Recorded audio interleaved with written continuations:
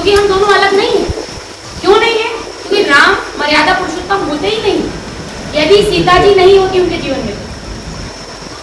पहले ही भगवान मर गए थे पढ़ने के लिए, ले गए थे ना गुरु भगवान, लेकिन वो दोनों भाई गए, आगे पढ़ गए। उसकी रचना हमें किसी को याद नहीं है। राम कथा में कोई नहीं सुनता ध्यान से, लेकिन कब सुनना शुरू करते हैं? जैसे ही पता चला कि सीता जी वनगमन के लिए बलकर वस्त्रों में निकल गए तो बड़े अश्रु आ जाते हैं, बड़ा ही भाव मर्मलता आ जाती है।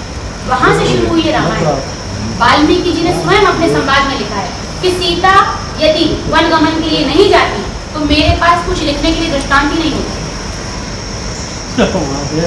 बहुत बड़ी बात है। तो सारा दृष्टांत ही उस पे निर्धारित है।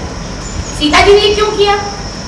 जब सीता जी को इस बात का भान हुआ कि मेरी उत्पत्ति किसी कोख से नहीं हुई, मेरा अवतरित होने का कारण मेरा वो कुल है जिस कुल को राक्षस कुल कहते हैं, अर्थात रावण। तो उस कुल को तारने का काम, कहते हैं एक लड़की, एक कन्या 3 कुलों को तारती है।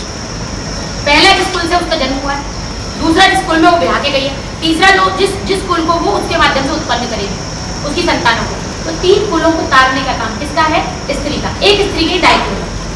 सीता जी को पता चला कि रावण ने जो ब्राह्मणों का वध करके जो खून पिया था, उसमें से जो बचा हुआ खून था वो गड़ा दिया था, उससे मेरी उत्पत्ति हुई, तो वो भी मेरा कुल हो गया, क्योंकि मेरे अंदर कहीं ना कहीं वही खून है जो रावण के भीतर शरीर में जा सकता था। उस कुल को तारने के लिए भगवती ने इतनी बड़ी पूरी लीला रची।